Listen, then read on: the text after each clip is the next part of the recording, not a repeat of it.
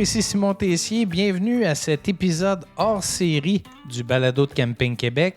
Dans les épisodes hors série, on veut parler des acteurs de l'industrie du camping, de la pratique de l'activité, de sujets plus particuliers. Et aujourd'hui, dans l'épisode hors série, je m'entretiens avec Anne Toutant, la fondatrice du groupe La Saison du Camping, un groupe Facebook très connu des campeurs et campeuses du Québec. Alors, un bel entretien où elle nous parle de cette aventure, des projets futurs et de tous les défis auxquels elle fait face. Alors là-dessus, je vous souhaite une bonne écoute. Anne Toutant de La Saison du Camping, salut! Bonjour Simon! Ça va, Anne? Très bien, merci à toi! Ben oui, ça va bien. Anne, épisode hors série du Balado de Camping Québec. Donc, dans ces épisodes-là, on veut parler à des acteurs de l'industrie, des gens qui gravitent autour. Et je trouvais intéressant de m'entretenir avec toi parce que, bon, le groupe La Saison du Camping est devenu un incontournable dans notre industrie.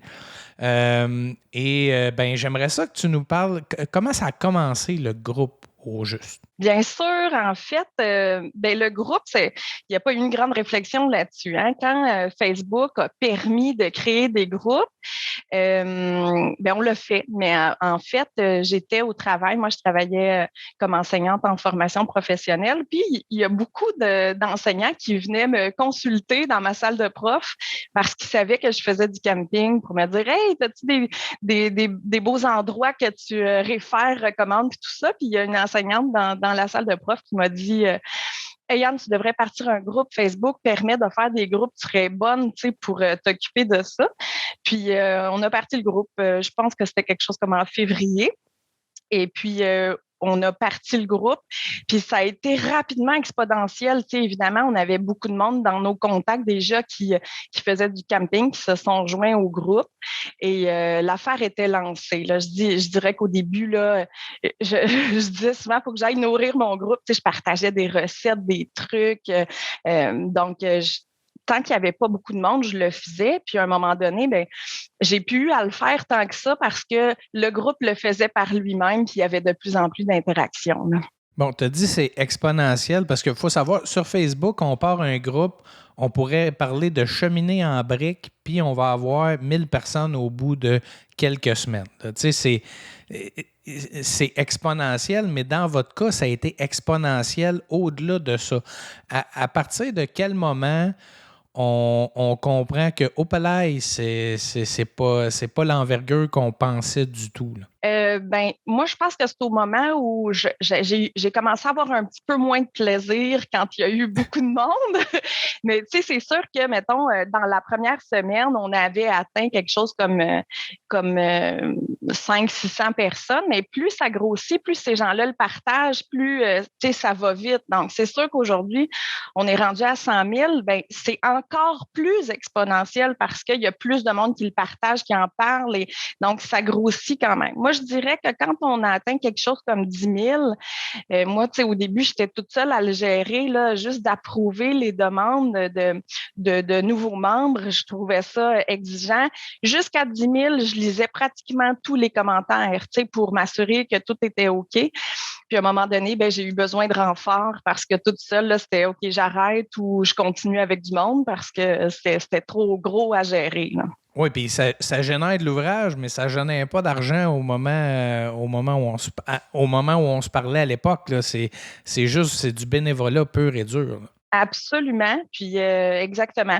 C'est ça. C'est une affaire de cœur, qu'on a le goût de partager. Je trouve que ça rentre tellement dans l'esprit campeur, tu sais, de partage. Moi, quand j'arrive sur un terrain de camping, souvent les gens veulent nous aider. On a besoin d'un petit truc. Tu sais, ça se vit comme ça en camping, puis ça se vivait comme ça sur le groupe, ce que je trouvais très chouette. Tu sais, ça fait partie de l'esprit campeur. Bon, t'as parlé, tu m'as donné des chiffres avant qu'on pèse sur enregistrement, là. J'aimerais ça que tu me dises, en date d'aujourd'hui, là, ça représente quoi comme flot de messages, commentaires par jour? On est dans la haute saison, là. L'hiver, c'est plus tranquille, mais comment ça se passe au moment où on se parle? Exactement, juste avant de me brancher, je suis allée voir les statistiques. Donc, puis je l'ai mis par jour. Donc, par jour, ce qu'on vit, c'est près de 300 demandes d'adhésion qui sont faites par jour, plus de 150 publications par jour et plus de 3500 commentaires générés chaque jour. C'est sûr que présentement, on est dans le rush là, parce que c'est la saison, puis c'est là où les gens commandent davantage, partagent aussi ce qu'ils vivent sur leurs expériences campeurs et tout ça. Les questions arrivent plus en masse durant l'été. Là. On le sent vraiment là, que c'est la saison du camping. Mais quand il y a une masse de commentaires comme ça, il y a beaucoup de positifs qui ressortent, beaucoup d'entraide, mais il reste qu'il y a beaucoup de mauvaises choses sur les réseaux sociaux parce qu'il n'y a pas juste des bonnes personnes. Là. Il y a des gens qui sont peut-être mal intentionnés. Tu as dit, à un moment donné, que je commençais à avoir moins de fun. Là. Est-ce que c'est lié à ce qui se partageait sur le groupe? Parce que, bon, nous, du côté des propriétaires de terrains de camping, à un certain moment, on a eu certains malaises là, parce qu'ils se disaient à peu près n'importe quoi. Ça devenait ingérable. Comment tu as vécu ça de ton côté? Bien, évidemment, avec ce qui se disait, le plaisir était moins là, mais c'est aussi beaucoup par tous les messages en privé qu'on recevait. On recevait même des appels à la maison pour se faire disputer. Tu sais, c'était devenu, ça prenait beaucoup trop de place dans nos vies personnelles. Bien, on s'est aussi fait conseiller, tu sais, parce que ce qu'il faut savoir, c'est que pourquoi on refuse maintenant les publications. Une grande majorité des publications qui sont négatives sont refusées. C'est pour protéger les campeurs, évidemment, d'une certaine façon, parce que souvent les campeurs sont tellement fâchés d'une certaine situation qu'ils choisissent pas les bons mots pour s'exprimer, ce qui devient préjudiciable pour eux. Aujourd'hui, avec les réseaux sociaux, puis la façon, mais bon, ça pourrait être la même chose par courriel. Tu écris un courriel, c'est une trace qui reste. Et on sait là, de sources sûres qu'il y a des gens qui ont été poursuivis pour ce qu'ils ont dit sur la saison du camping. Donc, autant, bien sûr, au niveau des terrains de camping, mais même chose du côté des centres VR. Donc, c'est toujours la façon dont on choisit de s'exprimer qui peut être difficile. J'ai toujours essayé de rester accrochée à ce qui se disait de positif, mais effectivement, quand il y a des vagues là, c'est lourd. Les gens choisissent pas toujours la façon dont ils veulent s'exprimer. Des fois, j'ai le goût de dire passe drette, mon minou. Là, tu sais, il y a moyen de pas être interpellé par tout ce qui est dit. Même à un certain moment, là, je disais, j'ai l'impression de gérer une garderie. Tu sais, ce sont des adultes qui s'expriment, mais ils choisissent pas toute la bonne façon de le faire. On est beaucoup plus rigoureux, on essaie d'en laisser passer le moins possible. Mais tu sais, je vous ai dit, il y a 3500 commentaires par jour. On est une équipe d'une quinzaine de modérateurs, on les voit pas tous. La façon de pouvoir réagir, c'est vraiment quand les membres se mobilisent à signaler du contenu qui est indésirable. Ça nous permet de les repérer, soit de bloquer le membre, de le mettre en sourdine. Moi, je dis, je le mets dans le coin pour une semaine. Ou, ça dépend de ce qu'il a fait, mais ça nous permet d'intervenir parce que, évidemment, à ce ratio-là, on n'arrive pas à intervenir s'ils sont pas signalés ou repérés parce qu'on n'arrive pas à tout lire. Là. Mais je pense que le groupe a beaucoup évolué. Vous avez fait un gros travail de correction là-dessus avant, justement, que ça devienne hors de contrôle. Qu'est-ce que tu réponds à ceux qui disent « Hey, c'est de la liberté d'expression, puis tu brimes mon droit de parole ». Oh, ça, c'est une bonne question. La question qui tue. Parce que à chaque fois qu'il y a des commentaires qui sont négatifs, c'est ce que je me dis, tu sais, il y a le droit de s'exprimer. Tout est dans la façon de le faire. Fait que, puis vraiment, là, en toute sincérité, moi, ça me fait de la peine un commentaire négatif, c'est certain. Mais je pense qu'il y a moyen de faire les choses pour que ce soit bien tourné, bien formulé pour dire, voici les choses que j'ai appréciées, voici les choses que j'ai un peu moins aimées. Mais si quelqu'un dit, par exemple, on jase, tel propriétaire, c'est une ci ou c'est un ça, on va pas là. Tu peux pas dire ça, c'est préjudiciable. Donc, la façon dont tu choisis de t'exprimer peut laisser ta liberté. Puis la liberté sur les réseaux sociaux, tout le monde peut dire ce qu'ils veulent, mais moi, je suis pas obligée de les garder sur le groupe. Donc, c'est sûr que maintenant, Tu l'as dit, Simon, on n'a pas de salaire au bout de ça. Là. C'est vraiment totalement du bénévolat. Puis les 15 modérateurs qui sont là le font avec cœur, passion et sont totalement bénévoles. Donc, ce qu'on fait dans ce temps-là, c'est juste qu'on n'a pas de temps à perdre avec quelqu'un qui s'exprime mal. Ben maintenant, il va juste être barré ou bloqué du groupe s'il ne respecte pas ces règles-là. C'est tout. Fin de l'histoire. C'est triste, mais c'est comme ça. Mais c'est devenu un peu votre maison aussi. Tu sais, la liberté d'expression, moi, chez moi, je suis chez moi, tu as le droit de penser ce que tu veux, mais je pose des limites parce que je suis chez moi. Si tu es dans la rue, dis ce que tu veux, mais si tu es chez moi, il faut que tu te comportes d'une certaine manière. Exactement, absolument. Puis moi, on le sait tous hein, sur les réseaux sociaux, les personnes qui s'expriment le feraient probablement pas en personne. C'est comme si il y a quelque chose là qui est triste à constater en fait, la façon dont les gens choisissent de s'exprimer. Puis je trouve qu'il y a une forme de respect qui existe pas malheureusement, sur les réseaux sociaux. C'est vraiment des tristes constatations. C'est pas des jeunes qui s'expriment, l'on dit, oh mon Dieu, les jeunes sur les réseaux sociaux. C'est pas des jeunes qui sont là. Moi, ce sont des adultes qui choisissent de dire des affaires épouvantables, ou qui manquent de respect de façon considérable à d'autres personnes.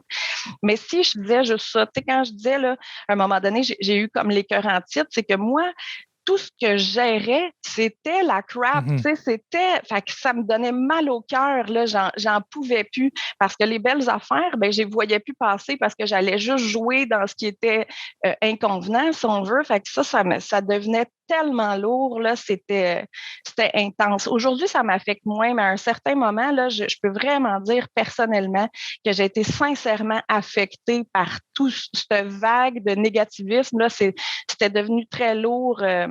Puis il a fallu que je trouve une façon de me détacher de tout ça aussi. Ben, je pense que tu as réussi, mais tu dis je voyais plus le positif. Il y a énormément de positifs également sur le groupe. On voit beaucoup d'entraide, on voit beaucoup de conseils. Parle-moi de ce qui se discute en général, là, à part les recommandations de camping, là, qu'est-ce qui est les sujets de l'heure sur le groupe? Là? Ben, il y a beaucoup des trucs, évidemment, au niveau de l'entretien du VR. Puis c'est saisonnier, les sujets sur la saison du camping aussi. Hein, fait que si on est en train d'éverniser nos roulottes, ben, on a beaucoup de questions sur le mode hivernisation.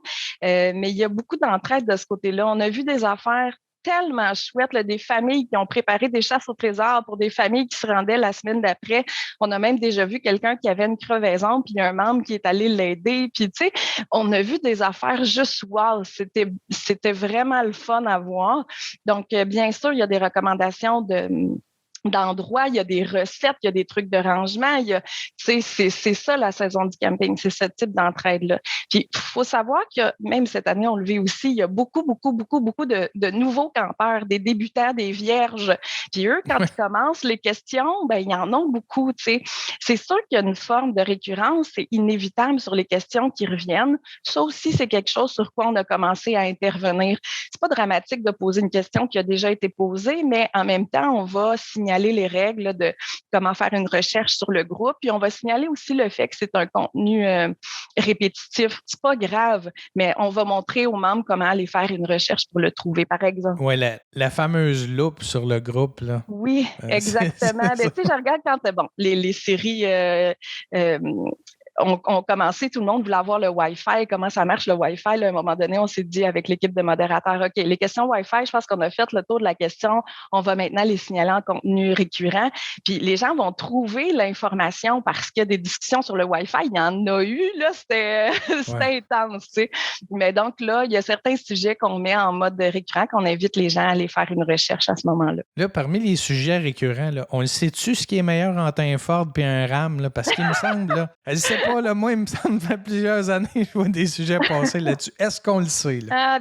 Moi, je dirais qu'on le sait, mais moi, je pense qu'il y a une forme de valeur rattachée à ça. Là. Je ne sais pas si ça vient avec la testostérone, ça, au niveau du pick-up, là, mais ouais, c'est ça. Mais ça aussi, c'est un type de sujet qu'on a restreint. Là. Il y a des blagues de pick-up. Elles sont super mignonnes, sont drôles, c'est rigolo, mais on a juste arrêté de les mettre parce que c'était des sujets qui dégénéraient, malheureusement. C'est rattaché. Je suis sûre qu'il y a quelque chose qui est attaché attaché à la testostérone par rapport à ça. Là, ça vient chercher l'homme en soi.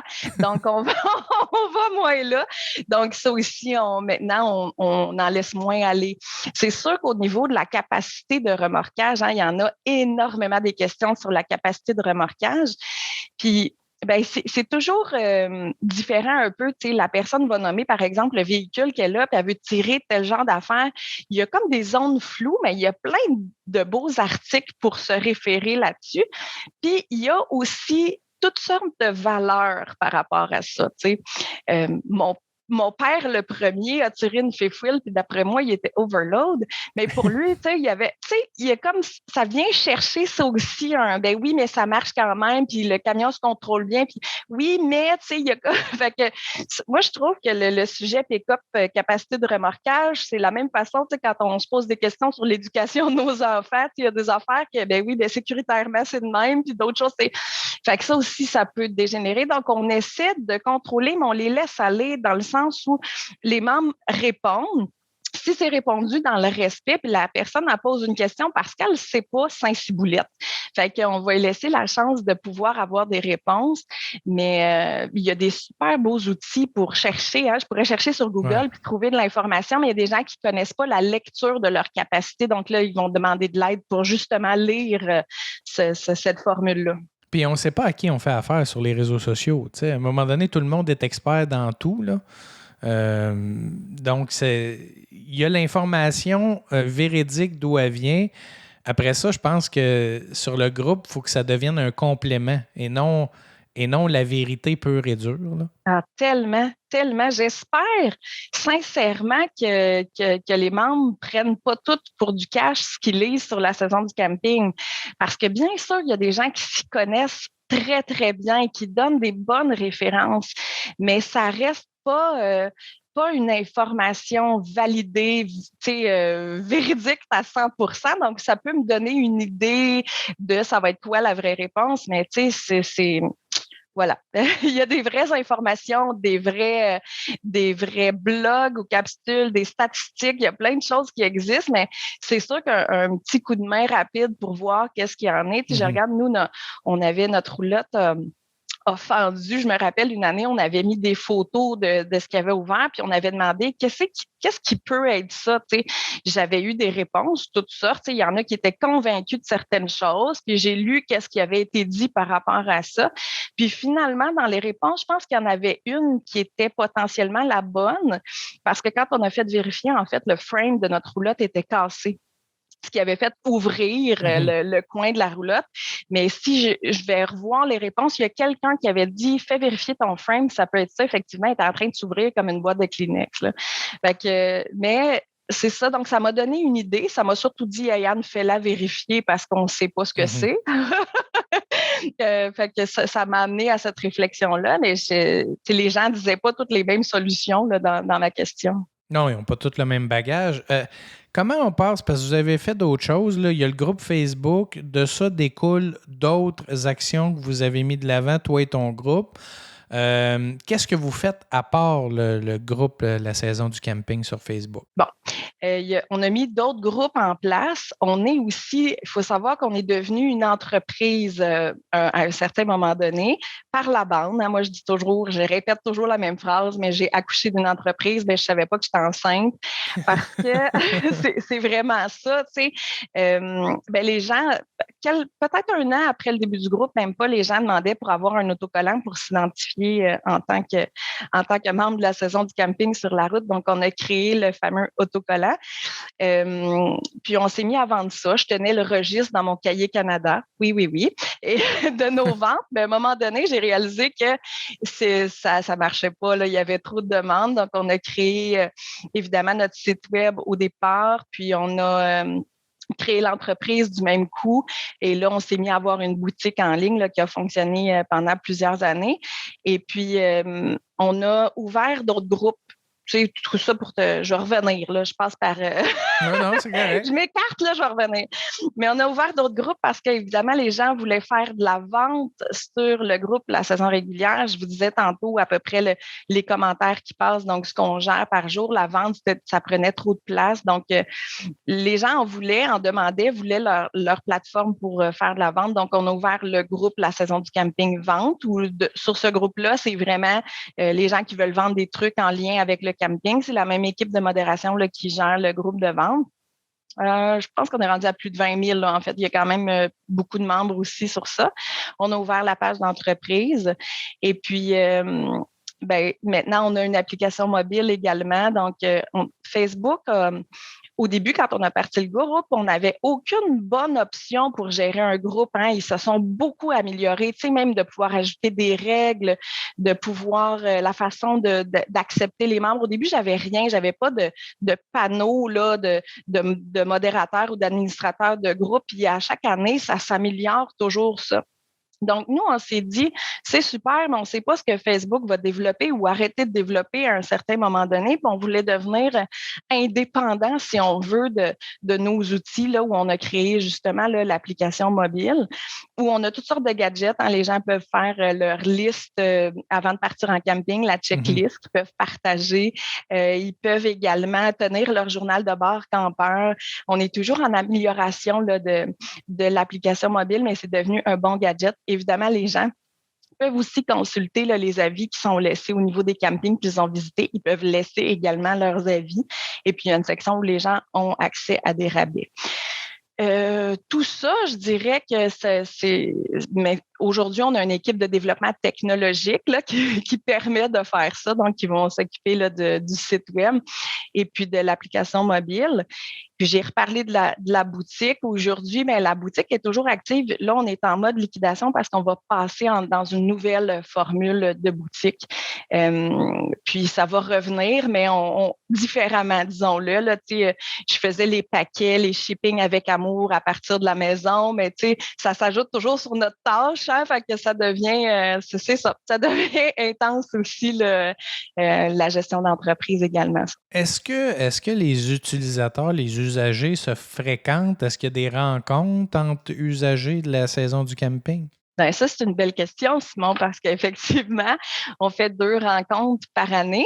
On en fait une à l'ouverture et une à la fermeture de la saison. Donc, on a commencé ça peut-être après la première année. On en a fait 13, je pense, meets jusqu'à maintenant. Donc, on appelle ça les meets d'ouverture et fermeture. Et les gens se rencontrent. La première fois qu'on a fait ça, pour te donner une idée, nous, on fait du camping avec des amis, mais puis toute seule, mais on est plutôt sauvage comme campeur, dans le sens qu'on aime beaucoup notre intimité campeur. Quand on y va, c'est pour se ressourcer personnellement, tu sais. Fait que la première fois qu'on a fait ça, j'avais peur, je me disais, mais aussi en voyant la façon dont les gens commentent sur le groupe, il y en a beaucoup qui commentent bien, puis tout ça, mais je me dis, qui va venir à notre rencontre? Quel genre de campeur va nous suivre? Puis finalement, ça a tellement été une belle rencontre. On voulait garder ça simple.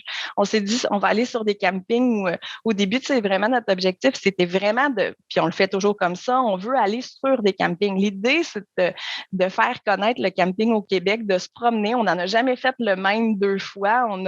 L'idée, c'est ça, c'est de découvrir les milieux. Puis les gens qui sont venus à notre rencontre, on voulait garder ça simple au départ. Je pense que c'est devenu juste plus organisé avec le temps, mais c'est tellement wow, les rencontres qu'on fait là, les gens qui échangent en vrai. On a eu beaucoup de plaisir. On s'est fait des amis dans ces rencontres-là. C'est simple, agréable. Puis, donc, on le vit toujours. On essaie de le faire vraiment, comme je disais, au début de la saison puis à la fin de la saison. Ce qui permet, entre tout ça, nous, comme campeurs, de pouvoir relaxer dans nos moments d'intimité camping aussi durant la saison. Là, mais là, j'imagine qu'il n'y a pas 100 000 personnes qui viennent au meet-up d'ouverture puis de fermeture. Là, c'est un groupe restreint. Là. Oui, mais en fait, c'est tant qu'il y a de la place, les gens peuvent réserver. Mais je dirais qu'en moyenne, à peu près, là, on a entre 40 et 50 équipages qui vont venir avec nous, ce qui donne à peu près 150 personnes à peu près. Il y a des familles, enfants, il y a de tout. Les chiens. On a vraiment, ben c'est ça, puis c'est assez simple. On va faire un brunch communautaire. C'est sûr que durant la COVID, on a modifié nos façons de faire pour respecter les normes sanitaires, évidemment. On l'a fait différemment, mais on fait un petit brunch communautaire. On a un feu de camp de groupe. On essaie de faire quelques activités là, durant le week-end. Puis on a énormément de commanditaires qui collaborent avec nous. Là. On n'en a même pas cherché. Je pense que c'est venu sonner à notre porte tout seul de soi. Là, mais puis les gens reviennent. C'est sûr qu'on se promène. Si je suis près de Québec, ben, j'ai les gens de Québec, la Beauce qui vont se déplacer. Quand je suis à Montérégie, ça l'amène des gens d'un petit peu partout. Puis j'ai souvent des gens qui reviennent, évidemment, là, qui suivent les événements. Je pense, puis c'est tout à votre honneur, là, vous auriez l'opportunité de recevoir beaucoup plus de monde si vous alliez du côté des stationnements d'aréna, les terrains vagues, etc. Mais contrairement à d'autres groupes, d'autres regroupements, vous voulez rester dans des tech campings parce que c'est là que se passe la majeure partie de vos activités. Alors, ben merci pour ça. Parce que nous, c'est plate quand on voit des regroupements dans des cours de centre d'achat. Là, on trouve que ça ne fait pas très camping. Absolument, je comprends. Puis, tu sais, c'était vraiment important pour nous. Je me rappelle, il y a un meet-up qu'on a fait et si on n'était pas sur place, là où on a amené une cinquantaine d'équipages, mais il y avait 5 réservations durant le week-end. Tu sais, nous, on en a amené 50. Là, c'était un petit camping peu connu, très cute. Puis là, je me disais, ben c'est notre mission accomplie. C'est ça qu'on veut, tu sais, faire découvrir des nouveaux endroits quand c'est possible. Est-ce qu'il y a des projets qui s'en viennent pour la saison du camping, soit le groupe ou l'entreprise? Est-ce qu'il y a des choses sur lesquelles vous travaillez? Tu as parlé de la boutique qui va changer. Est-ce qu'il y a d'autres choses sur lesquelles vous tablez actuellement? On est toujours en mode créatif, tu sais, dans notre développement. Tu sais, l'année dernière, on a sorti une bière. Elle aura été là pour une saison. On espérait bien la ramener, mais on est toujours à l'écoute parce que les entreprises rentrent en contact avec nous pour faire des affaires. Puis on fait, on reste ouvert. Qu'est-ce qui peut arriver? On le sait pas. Puis peut-être qu'on peut se trouver quelque chose à faire ensemble. Et puis cette année, notre objectif de développement était vraiment au niveau de peaufiner notre application mobile, de la garder en développement continu, puis qu'elle soit pratique, efficace. On essaie beaucoup d'écouter ce que les campeurs veulent, ont besoin. Fait que je pense que présentement, bien sûr qu'on peut regarder très loin en avant, mais cette année, notre objectif d'entreprise, c'était vraiment de peaufiner là, l'application mobile pour bien répondre à ce que le campeur a besoin finalement. Puis je dirais à ce que le campeur a besoin tout en respectant l'industrie. C'est super important pour nous. Tu sais, je te l'ai déjà dit, Simon, on a énormément de respect pour les propriétaires de terrains de camping, puis on sait tous les efforts qui sont mis là. Puis tu sais, même avec le balado, là, j'écoutais les balados, puis je me disais, quelle humanité! C'est vraiment cool de pouvoir entendre l'histoire des propriétaires de terrains de camping. Puis pour moi, c'est important, cette espèce de respect-là à tout ce qu'ils mettent en place, à toute la dure labeur pour lequel ils travaillent. Fait que sans vouloir...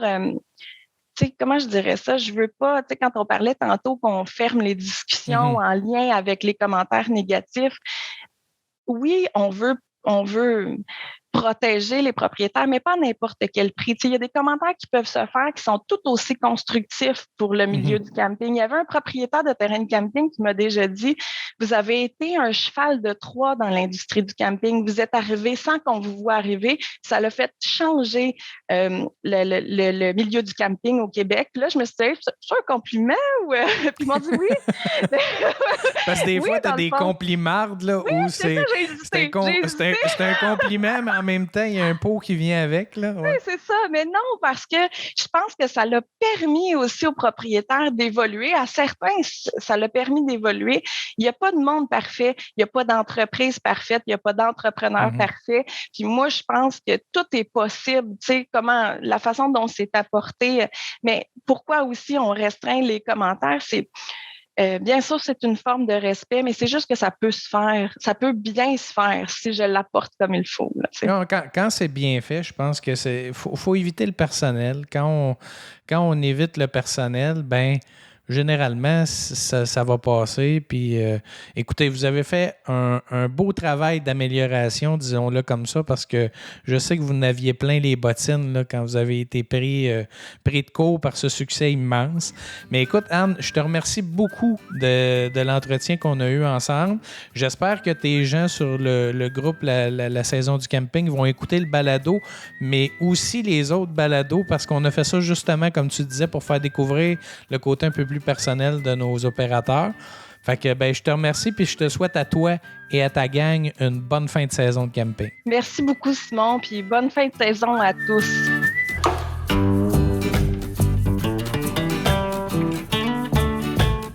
J'espère que cet épisode vous a plu. N'hésitez pas à nous transmettre vos commentaires et suggestions. Je vous invite également à nous laisser une belle note de 5 étoiles sur Apple Podcast. Le lien est dans la description de l'épisode.